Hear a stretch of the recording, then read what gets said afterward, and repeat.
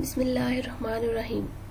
अस्सलामुअलैकुम। उम्मीद है आप सब लोग खैरियत से होंगे, अपने घरों पर महफूज होंगे। अल्लाह पाक आप सबको खैर आफियत से रखे, आमीन। आज का जो हमारा लेक्चर है माइक्रोबायोलॉजी एंड बायोकेमिस्ट्री में, दैट इज लेक्चर नंबर 25, जिसके अंदर हम स्टडी करेंगे about types of carbohydrates, different types of carbohydrates. जो इससे पहले हमारा लेक्चर था उसके अंदर हमने डिस्कस किया about disaccharide, oligosaccharides and polysaccharides. और पॉलीसेकेराइड्स में हमारी डिस्कशन थी ऑन होमोपॉलीसेकेराइड्स, होमोपॉलीसेकेराइड्स, जिसके अंदर हमने अमाइलोज को, अमाइलोपेक्टिन को देखा कि they are basically present in starch, and glycogen को स्टडी किया which is basically stored in the liver and muscles of animals, and structure is related to amylopectin. आज जो हम डिस्कस करेंगे दैट इज हेट्रोपॉलीसेकेराइड्स, हेट्रोपॉलीसेकेराइड्स।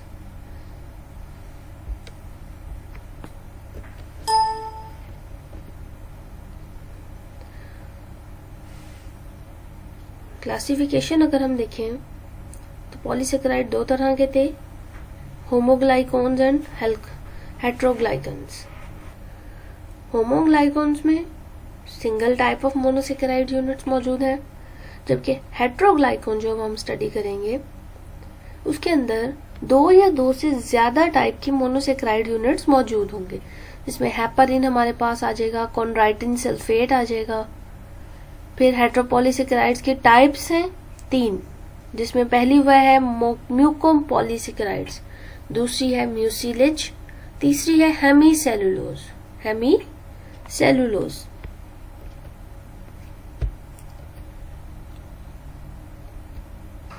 तो हेट्रोपॉलीसेकेराइड्स, सबसे पहले इसको डिफाइन करेंगे। They are also called heteroglycans, the polysaccharides which composed of different type of sugars or their derivatives are called heteropolysaccharides. Types इसकी है, फर्स्ट टाइप हमारे पास है mucopolysaccharide, mucopolysaccharides. They are the repeating units of amino acids. इसके अंदर amino acids की repeating units मौजूद होते हैं, most commonly known as glycosaminoglycans, glycosaminoglycan, ये इसका दूसरा नाम है म्यूकोपॉलीसेकेराइड्स का, ग्लाइकोसामाइनोग्लाइकन्स।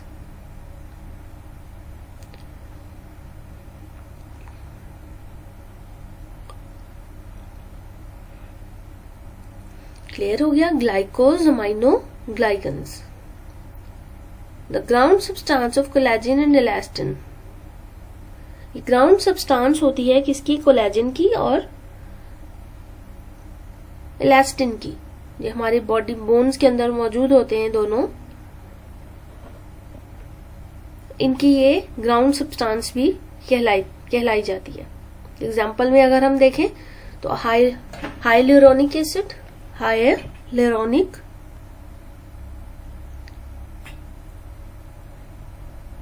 hyaluronic acid, chondroitin sulfate, heparin, keratin sulfate, ये इसकी एग्जांपल्स में आ जाएंगे हमारे पास। और देन इसके बाद अगर हम आगे देखें तो ये फंक्शंस आपको सेपरेट करके मैंने लिखवाए हुए हैं, ये आप एक्स्ट्रा पॉइंट्स में लिखेंगे, ये आप अपने लेक्चर के टॉपिक में ऐड नहीं करेंगे, सेपरेट डेफिनेशंस के तौर पर इनको आप ऐड करेंगे कि what is hyaluronic acid. It is not a protein linked, ये प्रोटीन लिंक नहीं होता, it is highly hydrated by the virtue of strong interaction between water and a polyanionic complex. Anion कोई नेगेटिव चार्ज होगा, पॉलीमीन many बहुत सारे negative charges के complex के साथ इंटरेक्शन होगी वाटर मॉलिक्यूल्स की। It is present in cartilage and tendons, vitreous humor in eyes, extracellular matrix, mucosal surfaces and synovial fluid. सारे नाम मेरा ख्याल आप सुन चुके हैं, कोई पॉइंट ऐसा नहीं है जो आपने ना सुना हो इसमें. इन जगहों पर ये हमारे पास मौजूद होती है. Chondroitin sulfate promotes the tension resistance in cartilage. Cartilage के अंदर जो रेजिस्टेंस आती है उसको ये प्रमोट करती है. टेंडन्स एंड आर्टरीज, टेंडन्स में भी और आर्टरीज में भी. It is present in brain, kidneys and lungs. Brain में, किडनीज में और लंग्स में ये हमारे प्रेजेंट होती है. Dermatan sulphate, it is present in skin, veins, cardiac walls. Its concentration increases when the cell grows old. Clear हो गया? Then keratin sulfate, minor component of proteoglycans. It is present in bones, cartilage, horns, and intervertebral disc. Heparin, a natural anticoagulant substance. It is present as mastocytes, type of leukocyte. It contains D-glucuronic acid. Clear हो गया? तो ये पांच हमारे पास ये definition है. Hyaluronic acid, chondroitin sulphate, dermatan sulphate, keratin sulphate and heparin. ये definitions आपने याद करनी है, अपने रजिस्टर पर सेपरेट लिखनी है. लेक्चर के टॉपिक के अंदर इंक्लूडेड नहीं होंगी. ये हेट्रोपॉलीसेकेराइड्स में इंक्लूडेड नहीं होंगी. उसके अंदर एक्स्ट्रा पॉइंट्स के तौर पर, डेफिनेशंस के तौर पर इनको हम लिखेंगे और याद करेंगे.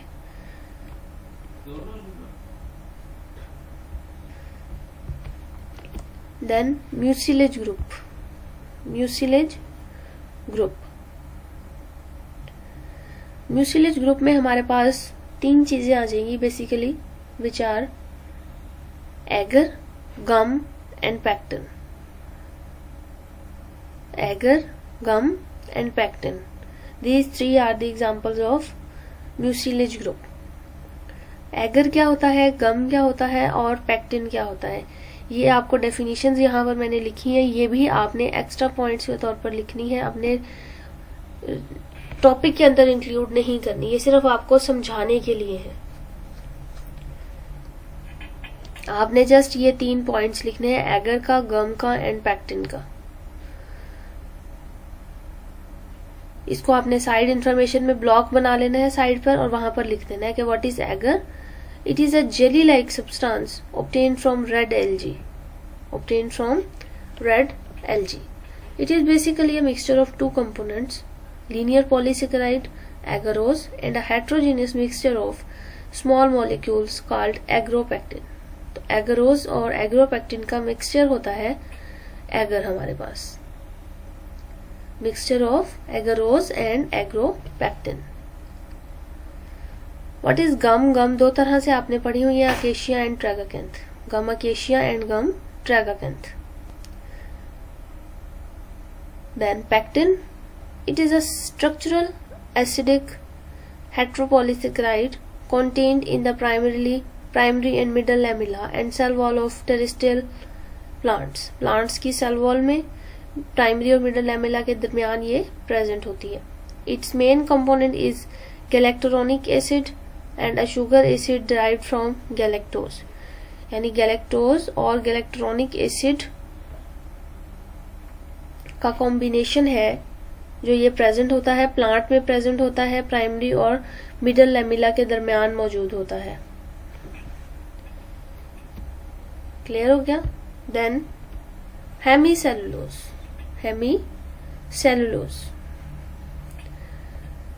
It is basically a ग्लाइकोकॉन्जुगेट.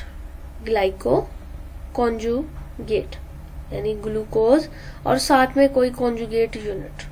वो क्या होगा? In cell wall cellulose is densely packed in the form of fibrils called hemicellulose. ये डेफिनेशन है कि सेल वॉल में cellulose is densely packed in the form of fibrils. These fibrils are called hemicellulose, या इसको हम peptidoglycan कहते हैं. Peptidoglycan. तो हेमीसेलुलोज, पेप्टाइडोग्लाइकन या ग्लाइकोकॉन्जुगेट्स, they all are same.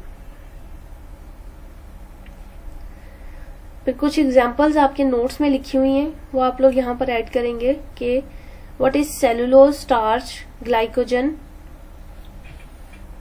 Cellulose क्या होती है, स्टार्च क्या होती है, ग्लाइकोजन क्या होती है। तो cellulose basically present in the cell wall of plants, starch is present in plants, corn, maize, grains, glycogen is stored in animals, muscles and liver. ये चीजें हम पहले भी लिख चुके हैं। Then derived carbohydrates. Derived carbohydrates. They are derived from basically carbohydrates by chemical reactions. तो chemical reactions में oxidation होगी और reduction होगी हमारे पास।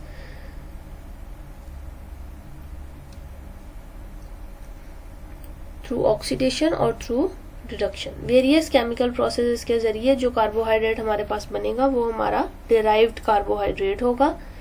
जैसे कि अगर रिडक्शन हो रही है तो हमारे पास ग्लाइसरोल बनेगा विच इज अ पॉलीओल। ऑक्सीडेशन में हमारे पास शुगर एसिड बन सकता है कोई, like galacturonic acid, glucuronic acid. Deoxy sugar बन सकती हैं डीएनए के जरिए। तो डिफरेंट रिएक्शंस होंगे जिनके नतीजे में हमारे पास शुगर बनेगी। क्लियर हो गया? एक बार इसको जरा हम दोबारा गो थ्रू करेंगे, जिसमें हमने सबसे पहले स्टडी किया अबाउट पॉलीसेकेराइड्स में that they are homopolysaccharides and हेटेरोपॉलीसेकेराइड्स।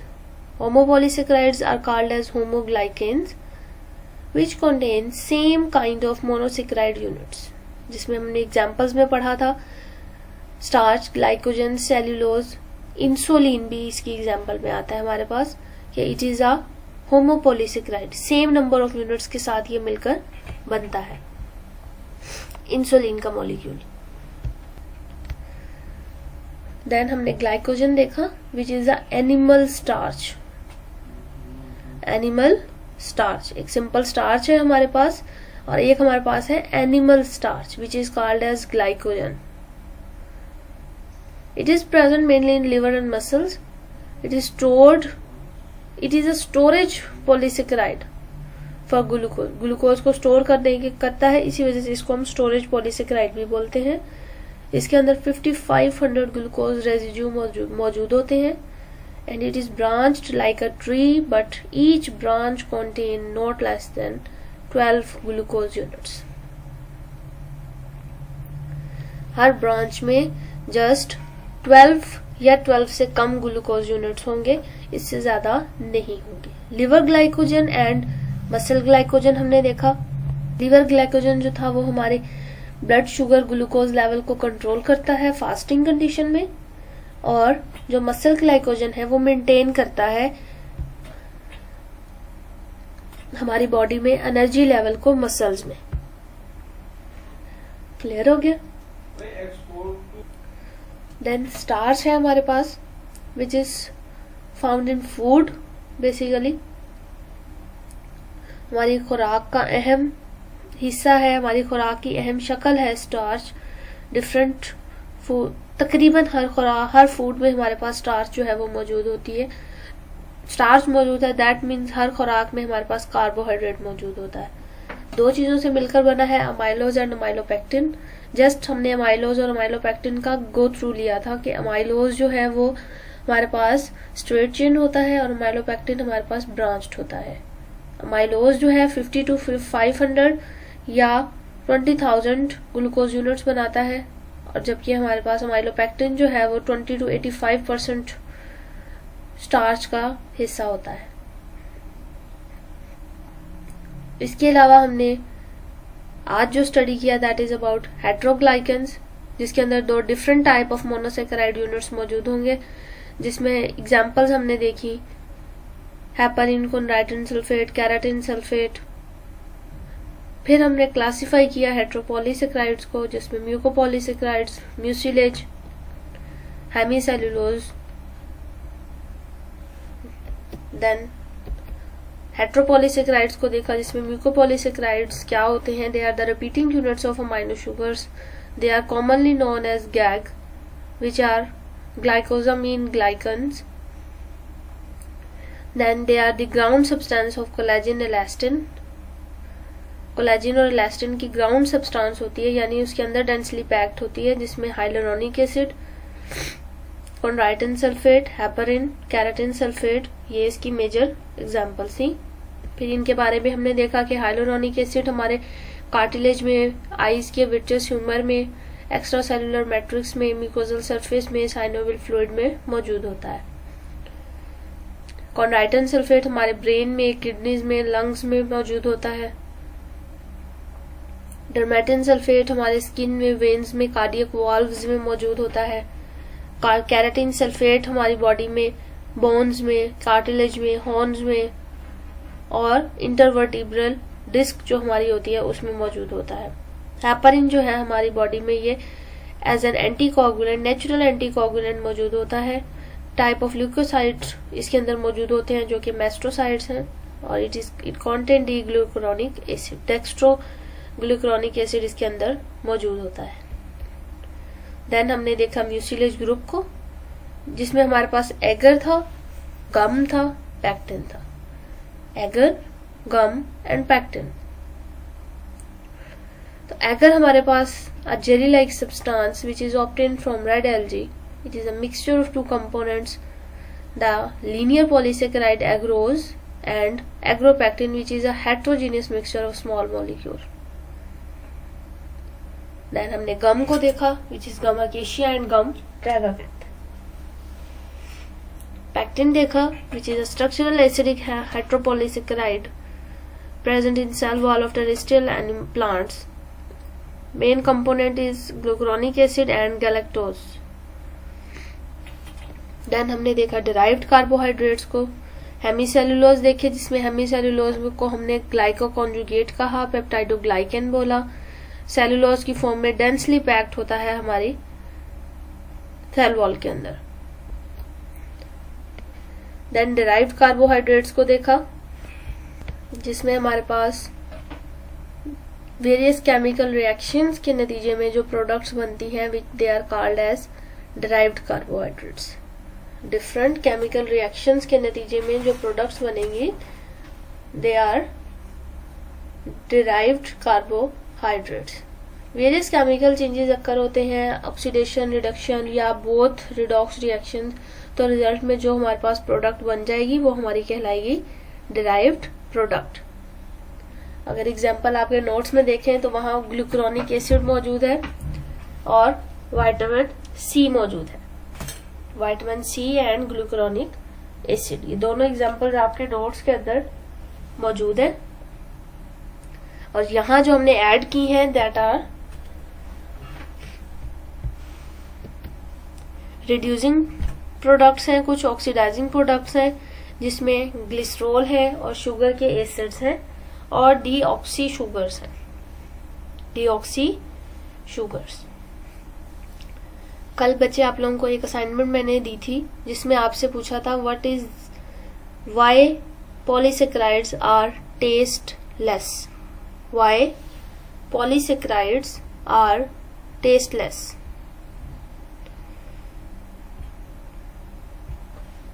Why polysaccharides are tasteless. तो आप अगर नोट से अपने ये लेक्चर टैली करेंगे तो लेक्चर के एंड पे आपको एक पॉइंट मिलेगा, that is sweetness in carbohydrates. Sweetness in carbohydrates, ये आपके पेज नंबर 14 के ऊपर ड्राइव्ड कार्बोहाइड्रेट्स के फौरन बाद है, जिसमें तो पेज नंबर 14 के ऊपर आपके नोट्स में मौजूद है sweetness in carbohydrates, that carbohydrates that has low molecular weight are sweet in taste. As the molecular mass increases, the sweetness decreases. तो कार्बोहाइड्रेट्स को जब क्लासीफाई हम करते हैं monosaccharide, disaccharide, oligosaccharide and polysaccharide, तो जब से सबसे स्मॉलेस्ट है monosaccharide which is sweetest form, फिर स्वीटनेस कम होती जाएगी जैसे जैसे मॉलिक्यूलर मास बढ़ता जाएगा. ग्लूकोज यूनिट्स बढ़ रहे हैं, that means molecular mass increase हो रहा है। तो जब हम पॉलीसेकेराइड्स तक आते हैं, they are high molecular weight complex compounds, therefore they are tasteless. Due to the high molecular weight they are tasteless.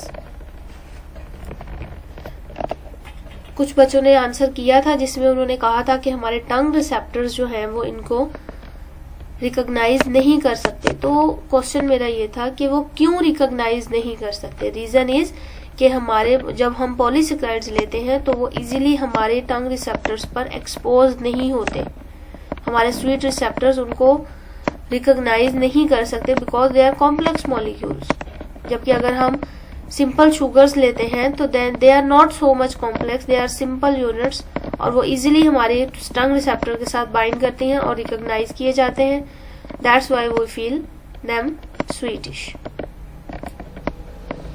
Clear हो गया? तो ये आपका था topic about the introduction of carbohydrate, जिसमें हमारा एक टॉपिक रह गया है chemical types of carbohydrates and importance. कल हम इसको एंड अप करेंगे और जो आपका टेस्ट है वो 2 पोर्शन में होगा इस चैप्टर का। एक फर्स्ट पोर्शन होगा जो कल आपका जहां तक कंप्लीट हो जाएगा। तो कल हमारे पास ट्यूसडे होगा। ट्यूसडे से ऑनवर्ड मैं आपका संडे वाले दिन इसका टेस्ट लूंगी। संडे 3 o'clock इसका आपका टेस्ट होगा। जो कल तक हम लेक्चर 26 तक जो कवर करेंगे इसका।